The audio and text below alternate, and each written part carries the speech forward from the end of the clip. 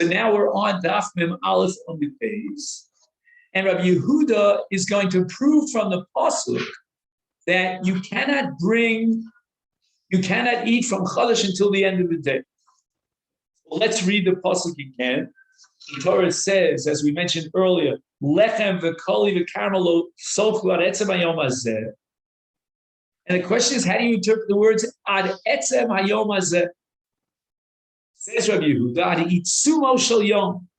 Itzumo shel yom means we take the day as a unit. It's indivisible. And itzumo shel yom means the end of that unit, which is nightfall at the end of the 16th. Because savar, ad the ad bichlal, when the Torah used the word ad etzem hayom hazeh, it includes the entire day. Ad means until the entire day is complete. So if that be the case, then we understand Rabbi Yochanan Zakkai on a level of Doraisa. And that is, although again the Mishnah used the word hiskin, that's the most problem, but Rabbi Yochanan holds that Doraisa you can't eat Chadash until the end of the day, because he identifies with Rabbi Yehuda, Etzem hayom hazeh v'ad v'ad b'chlal.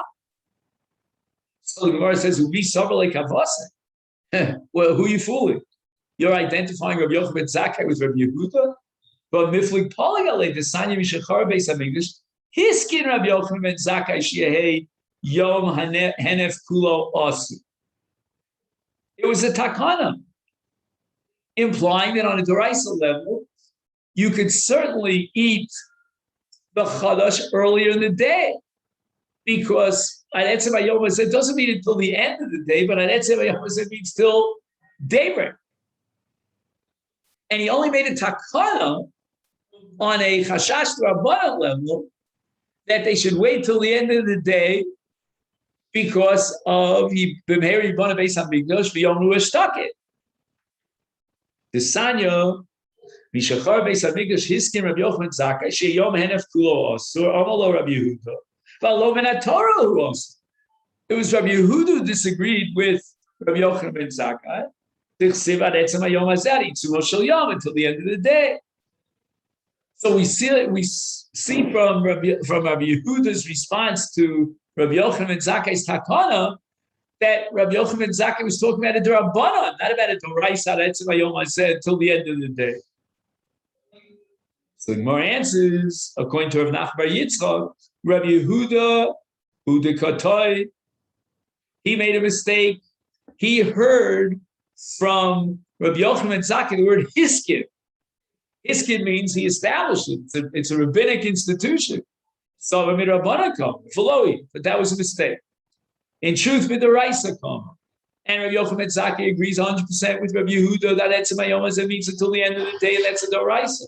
But hiskin ktani, and if you'll ask me what does it mean hiskin, which means he enacted some sort of a rabbinic institution, my hiskin darash hiskin. He darshan the pasuk, came to the conclusion that the rice love you have to wait till the end of the day before you can be mater chadash, and he went out and hiskin, meaning he, so to speak, instituted that which is doraisa, and that's called darash v'hiskin. The Mishnah says Yom Tov Rishon Shalcha Echalils b'Shabbos. What happens if the first day of Sukkah coincides with Shabbos? And now you have a problem because you have a mitzvah to take the lulav. The lulav is taken where? Usually in the synagogue, because that's where they recited Hallel. They did the Nanum in Hallel.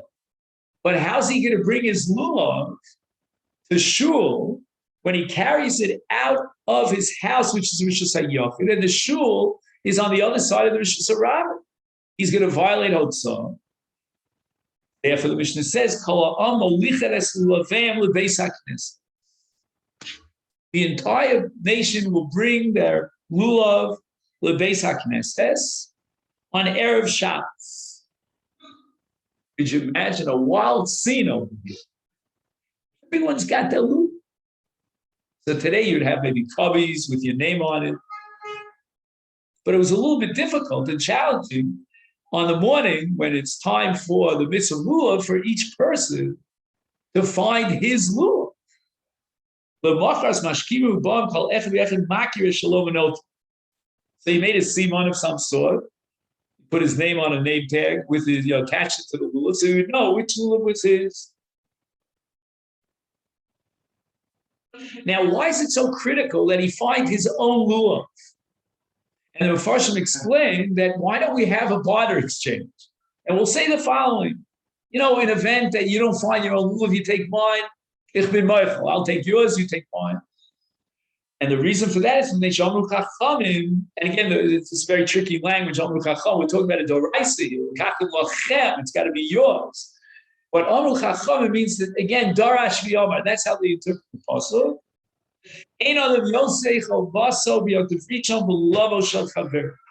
You cannot borrow or steal someone else's lulav. It's got to be yours. The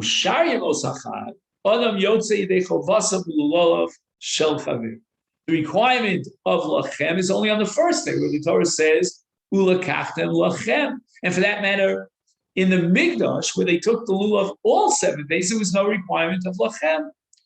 Usmachtem lifnei Hashem Elokechem shivas yamim, take the lulav 7 days in the Mikdash, but not lachem. And now we get to a separate discussion at the end of this mission. And this has to do with that case that we mentioned where the first day of Sukkah coincides with Shabbos. He was meant to bring his lulav on Erev Shabbos. But if I guess he was Torah, he was completely preoccupied with setting up the Sukkah, etc., etc., and he forgot to bring his lulav on Erev Shabbos to the shul.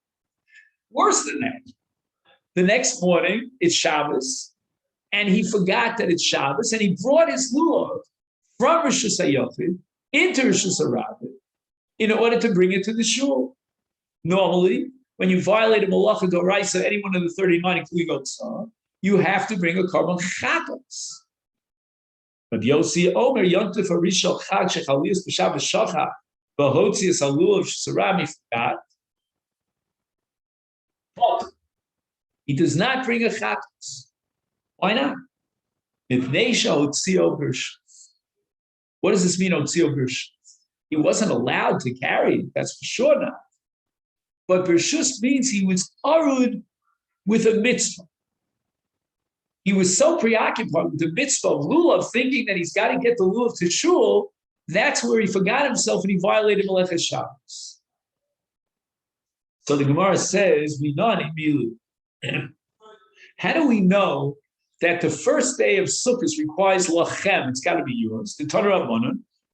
And we're going to derive 2 conclusions from lekachtem lachem. First is lekachtem shetehei lekicha b'yad kol echad v'echad. Everyone has to do his own lekicha. There's no proxy. There's no agent. I don't know what the hava means. Why would we even entertain the possibility even if it didn't say lekachta? Let's say it said lekachta, you take the lulav. We have a principle in shlichus which is called mitzvah shebegufa. Any mitzvah that requires your physical body, you can't send a shliach. Shlichus will operate, for example, the case of Mila, where it's not your body, but it's the child's body that has to be gemalt. So you can appoint a shliach, perhaps. Even that's questionable. Or, for example, b'dikas chametz. My house has to be cleaned of chametz, so I can appoint you as my agent. But if the mitzvah is begufo, can I ask you to put tefillin on for me? Or tzitzis on for me? There's no shlichus in mitzvahs. So what was the havamina here that if it hadn't said ulekachtem, you would be taking the lulav from me? So there's an amazing chiddush here of the Aruch Ladner. His name is Etling. And he writes that the havamina was, had it said ulekachta in lashon yachid, in the singular, it would have been addressing all of Klal Yisrael as one entity, which is called in the Lomdish Sprach, that's called a Chovas Tzibur. Now, whenever there's a Chovas Tzibur, then who actually goes ahead and implements the Chovas Tzibur? Bezdin. It's Bezdin who will fulfill the mitzvah on behalf of the entire Tzibur. So there was a havamina here that Lakichas Lulav would be implemented by Bezdin as the representative of God's Klal Yisrael. But since it says Lakachtem Lachem, Lachem means the Torah is addressing Ruvain, Shimon, Levi, every individual. It's a Chobas Yachid, and hence there's no Shlimus. Now it says Lakachtem Lachem. Lachem Mishalachem. Lahotzi es hashol v'es hagozu. Mikan omru chachamim ein adam yotzi dechavasi yoter rishon shel chag v'ulavu shel chavero elam kein nisano lo b'matan. I don't know exactly why the Brisa had to add those three words. I mean, obviously, if you don't have a lulav, and the Torah, as you've just established, requires ownership of the lulav, lafuke shol l'gazel, that's not included. So obviously, he's got to give it to you as a matan if he has lulav and you don't.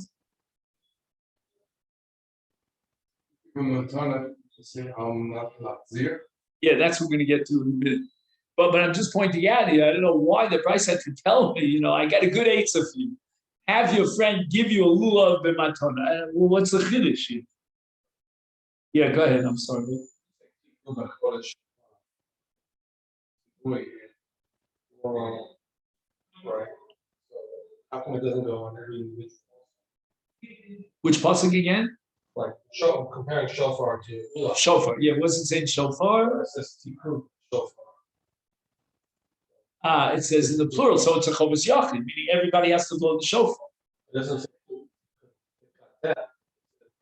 Right. So again, whenever it says tikku in the plural, or tikhu, or tikku, any of those, it's referring to every individual. Like, for example, in the Omer, the counting of the Omer, it says, Uspartem lachem, shetei sfiru l'kolechem b'yed. If the Torah hadn't said Uspartem lachem, but rather, like it says in Shmita v'Yovel, v'safarto l'cha, actually says lach, then it's referring to the entire Knesset Yisrael as one entity, and Bezdin is the ones who are going to count the days, the years of the Shmita and the Yom. But in Sfiras HaOmer, it says, Usfartem lachem, and that's addressing every individual. Plural third person. Right. Right. Or it said actually the best pasuk to quote would be Yom Shua Yeh Lachem. Lachem means L'kol echad, like Sfiras HaOmer, and like Ulakachtem Lachem in Luke. It's kind of counterintuitive because we're saying that whenever you use the plural, it's not addressing the tzibur, but rather the yachid. Yes. You have to always remember that. Ma'aser Rabbi Gamliel, Rabbi Yeshua, Rabbi Elazar ben Azariah, Rabbi Akiva, Chayipayim, Bespina, V'lo Hayel, Lulav El, Rabbi Gamliel Bevad. So there were 4 Tanoim on a boat, and there was only one set of Daled Minim that was owned by Rabbi Gamliel Shalokho, the Elef Zuz. Of course, you can ask why we need to know that he spent 1,000 zuzas, an enormous amount of money on his lulav. Anyway, the Torah Rabbi Gamliel v'yatzav, right? It's Rabbi Gamliel's lulav after all. He paid 1,000 zuz. By the way, you could buy a goat for 2 zuz. How do I know that? From Chagai, right? Yeah. A goat today probably sells for $500. I don't know. I'm just guessing. That's 2 zuz. The Pnei Yoshua says Matayim zuz, 200 zuz, which is the ksuba, is support for a family for a year. So you can imagine what 1,000 zuz. So Rabbi Gamliel was the first online to take the Daled Minim. There are also some stories about when they freed the camps, and they didn't have Daled Minim, of course, but there was rarely, but on a few occasions, there was someone who had either Tefillin Shel Yad or Tefillin Shel Rosh that he had somehow, concealed from the Nazis. And people were waiting online to use the lulav and the esrog. I'm sorry, to use the tefillin. So here, all the Tanoim are waiting online for their option to use that one lulav that was there. But the only thing is, you need lachem. So after Rabbi Gamliel fulfilled this mitzvah, the son of Rabbi Yehuda Madoni gave an outright gift to Rabbi Yeshua, the Tola Rabbi Yeshua b'Yotzebo. Who's next online? The son of Rabbi Elazar ben Azariah. The Tola Rabbi Elazar ben Azariah Yotzebo, Rabbi Akiva. Now, what happens? Rabbi Akiva is the last of the Tanoim. So what does he do with the lulav after he finishes the mitzvah? Who cares who it is? And yet the Brisa does care about it. Nitala Rabbi Akiva Yotzavo b'chziro lo Rabbi Gamliel. He gave it back to Rabbi Gamliel. Rabbi Gamliel was already Yotze. So first of all, Lama Lila Meimar Chziro, and now we get to what Mendel was saying before. Why does the Brisa have to point out that Rabbi Akiva gave it back to Rabbi Gamliel? He wants to tell me something off on the side, but a very important halacha, and that is matana manas lahachs shma matana. That Rabbi Gamliel gave this as a gift on the condition that he would receive it back in return.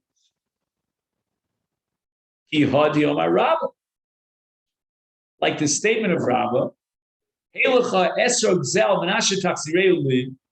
I gave you a dal minim on the condition matana manas lahachs. Is Nitol v'yotza zero yotza, lotzi lo yotza. If he fulfilled the condition and he returned the lulav, then fine. Then the matana was valid, and therefore it was lachem and he was yotza yischir. But if he didn't return it, then he was mavatal l'maisa. The original act of matana is completely batal because bittul atnai is mavatal l'maisa, and therefore lo zero, lo yotza.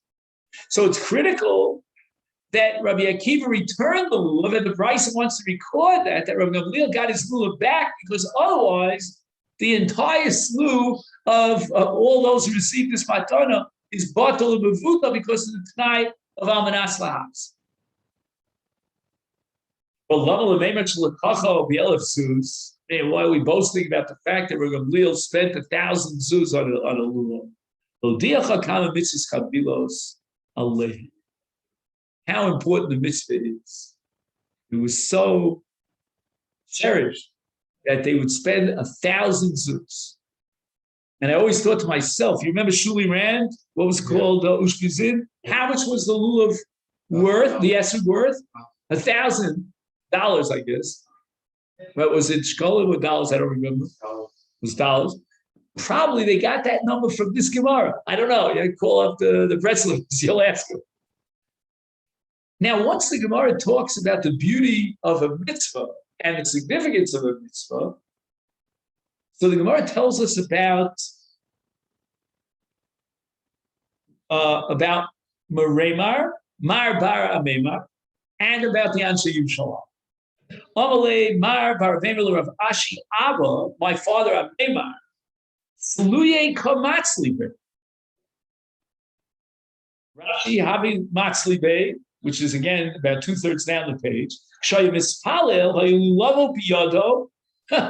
He's holding a lulav during Shmon Esrei. Did you ever see anyone hold a shofar during Shmon Esrei?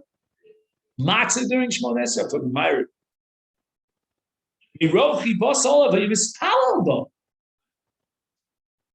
Holding a lulav. By the way, and not for now, but I'm not even sure if you're allowed to hold a sitter during davening. But if you are allowed to hold the siddur during davening, it's only as a result of the end of the sugya, which justifies why you're allowed to hold a lulav during davening. I see people holding little children during Shmona, so that's not right. Again, I'm not going to tell him, don't come to shul. Best to be garnished. He's probably Yosef the mitzvah. So the Gemara says, Meisvei, we don't hold things during davening. Well, Yochaz Adam Tefillin biyado, Sefer Torah b'cheiko, the Yispalo. We don't hold tefillin in our hands during Shmona Esrei. You might drop them, and if you don't drop them, you certainly won't have kavanah during tefillah because you're nervous about the possibility you're dropping. Imagine he's holding a Sefer Torah in his hands. I mean, my gosh, Jackie here has a Sefer Torah that's tiny. You know what I'm talking about? Yeah. And that you can hold that during davening, during your Shmona Esrei, but you're going to be pretty anxious about not dropping the Sefer Torah. So that's not conducive for the proper kavanah and tefillah. Now, once you're holding on to the tefillin, which we said you're not allowed to do during davening, but let's say you're not davening, now the Brisa goes into other branches off into other different dinim as far as holding tefillin in your hand. Number one, lo yashtin b'hem mayim. He should not urinate while he's holding his tefillin. That's not proper behavior and covered that tefillin. Tefillin have kedushas tzitz. The Rambam compares to the tzitz. Lo yisha b'hem, lo shinas haroiv, lo shinas keva. You should not take a nap while you're wearing tefillin. This was exer that we discussed earlier, if you recall. Shem yafiach b'hem. The Amar Shmuel, Sakinu ka'ora kikar umos harei elu kayotze b'hem. Not only are you nervous about, holding a Sefer Torah in your hand, or for example, holding tefillin in your hand while you're davening, but anything that's relatively small and expensive, and you're worried about dropping them, you will be distracted by his nervous anxiety, and therefore you should not be holding them during davening. How then would Amemar, the father of Mar, allow himself to hold a lulav during davening? And by the way, if you drop a lulav, it's not a good thing. Lulavim, people don't realize, are very sensitive. And if it's an esrog called kalvachomen, I don't know if you ever heard of Shai Agnon. There's a street named after him. Yeah. He won the literary prizes for writing in Hebrew. He's a beautiful writer. He was actually a Shomer Torah mitzvahs. He has a famous short story about Ha'etz Road. And the child dropped the esrog and the pitum fell off. It's a whole short story. Some lav mitzvah. The Gemara says the following: there's no mitzvah to hold tefillin. There's no mitzvah to hold a Sefer Torah. And certainly not a money bag or a knife or what else was on the list? A loaf of bread, a plate of food. But shaykhs to tefillah, to daven. Utarbu, and he's preoccupied to make sure that he doesn't drop it.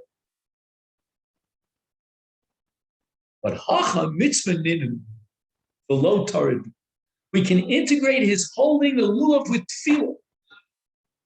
It's not a foreign element. And the Gemara is going to prove this from a brayso about Anshe Yerushalayim. Rebbe Lazar of Tzadok Omer, kachayim in hagim shel Anshe Yerushalayim. The mitzvah of lulav is not just picking up the lulav. Okay, you don't say the basic mitzvah, but the mitzvah is an ongoing mitzvah. As long as you're holding on to the lulav, that is a key. I'm tempted to say, but again, what I'm about to say now is not halachically correct, but just in philosophical terms, that a person who's holding a lulav during Sukkot is a different gabber. He's a different person. Adam Yotzei Beisov lulav biyado. In Yerushalayim, whenever he left his house during Sukkot, he took the lulav with him, even though he was already Yotzei in the midst of the morning in shul. Let's say he goes to shul to learn Torah, lulav biyado, or he kriyat shema mispalel lulav biyado. Interesting. Even during kriyat shema tefillah, he's got the lulav in his hands. Obviously, there's a kiyum here of holding on to the lulav. But Torah, now he's in trouble.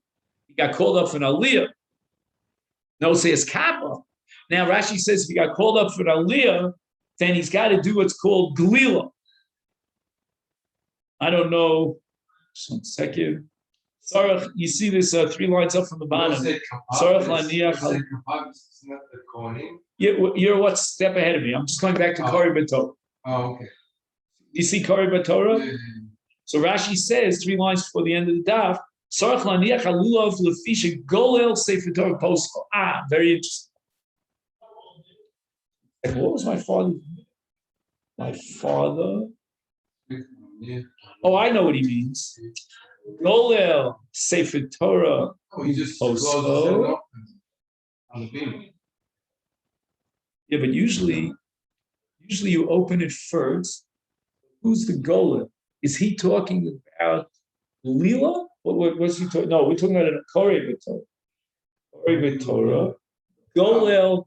Does that mean Golel means close? To close? Yeah, because the next word is post.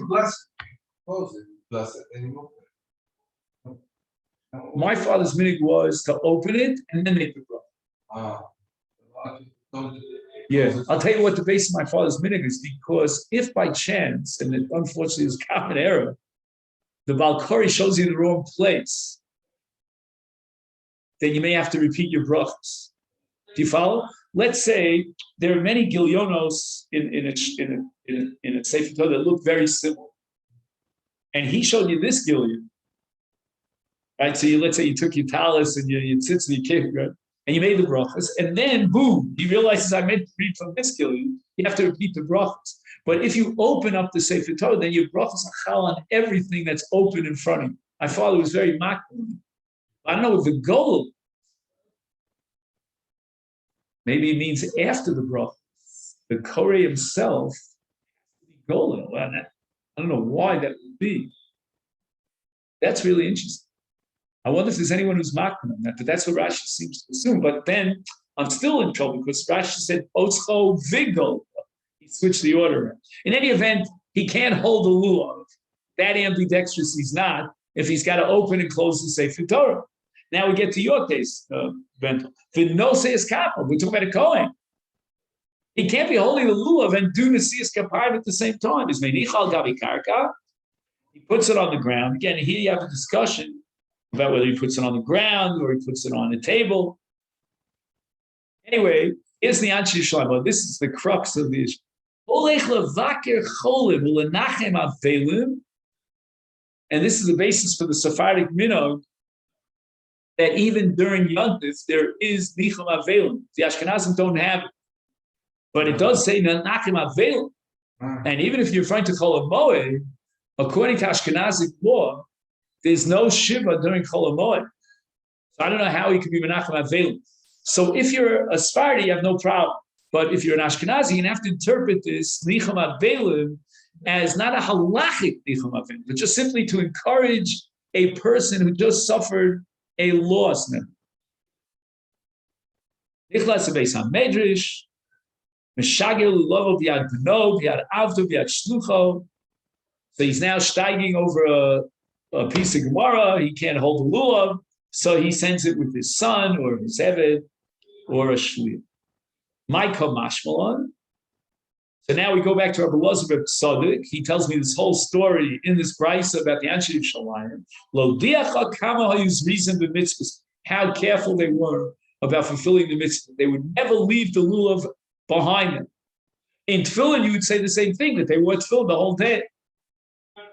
Rabbi Yossi Omer Yontif, if there's a coincidence of Yontif in the first day of Sukkot, and he accidentally carried the lulav through a Rishus Harabim, he doesn't bring a korban chatas. Omer Abaye, and here we start Daf Mem Beis.